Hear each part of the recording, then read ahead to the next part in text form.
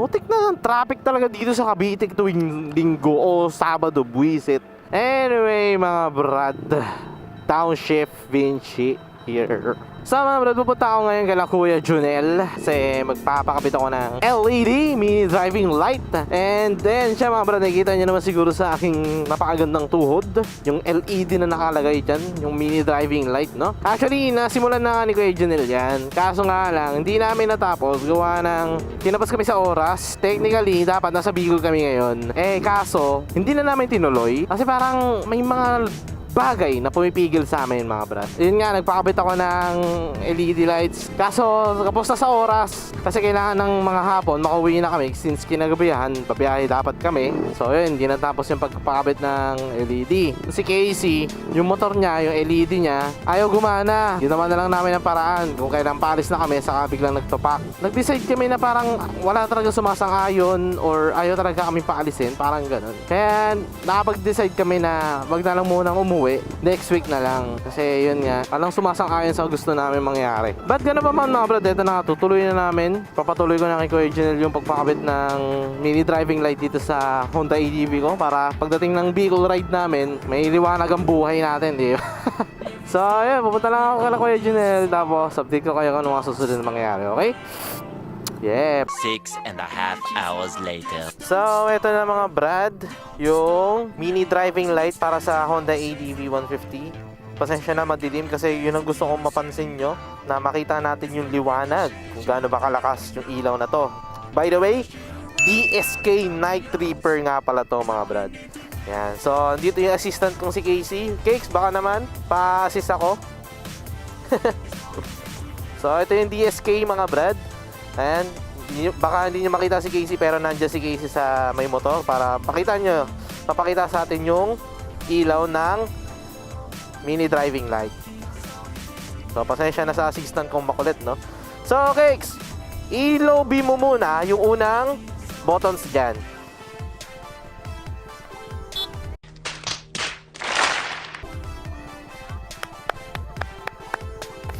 Low beam, busina, napakagaling. So, mga brad, low beam. Dali yung low beam mo. Yan, di ba? Yan yung low beam ng DSK na Night Ripper. Kita nyo yung buga. Patanggalin mo nga muna ulit, Cakes. Ayan yung stock. Low beam. Yan. Low beam siya in a way na dito lang talaga. Literal na low beam para hindi siya masakit sa mata kapag may kasalubong, di ba? Kaya yan. High beam mo ngayon, Cakes. Yung gitna.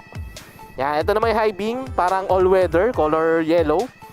Yan, patay mo ulit, Cakes. Ito yung stock na headlight and then high beam mo. Ayan, grabe, layo ng buga, oh.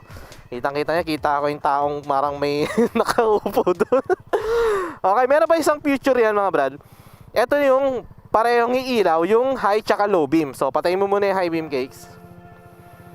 Tapos yung pindutin mo yung dulo na kung saan, yan, high beam tsaka low beam. Yan, makikita nyo, mga brad. Diba? Meron siyang ganong feature. Yun nga lang, yung sa switch ko kasi na ginawa ni Kuya Junel, hindi siya katulad ng pwede mo pagsabayin sila. Kunyari, pipindutin mo muna yung isa, ayan, mawawala, hindi po pwede silang pagsabayin. Kaya isang lang talaga ang function niya, no? So yun, Cakes, video ko, pakita natin sa kanila yung buga ng mini driving light. So ito yung stock, mga brad. Iikot lang ako para mapakita natin sa kanila yung stock. Naka-video na. Ito yung stock, mga brad. Ito yung stock na ilaw. So far, okay rin naman. Kaso bitin kasi itong stock pagdating sa mga lugar na sobrang dilim na talaga eh. Gawa ng hindi siya enough. And although may nakikita naman ako, pero ganun pa man, hindi siya ganun enough. Ngayon, tatry naman natin itong low beam. Yan, ito naman yung low beam ng DSK Night Ripper. Yan, mas maliwanag siya.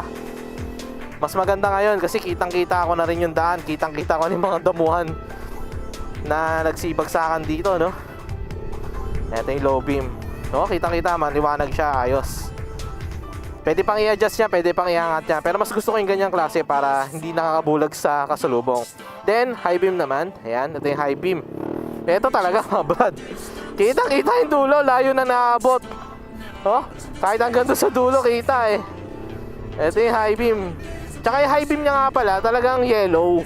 Hindi mo pwede siya maging white or what. Ayan oh. Grabe, laki ng naabot ng high beam. And then ito naman yung both high and low. Yan. Maganda to kapag maulan. Kasi, yun nga, may liwanag pa rin yung sa low mo. At the same time, meron pa rin liwanag yung high beam. Kaya kitang-kita mo talaga kung, lalo na kung ma-fog, yan, kung ma-fog. So, di ba? Ayos. Lakas ng ilaw na to ng DSK. Pero, para sa akin, low lang, enough na eh. Enough na yung low na itong DSK na Night Ripper. Kasi, kinain nyo, lakas naman, no? 50 watts isa, mga brad. 50 watts.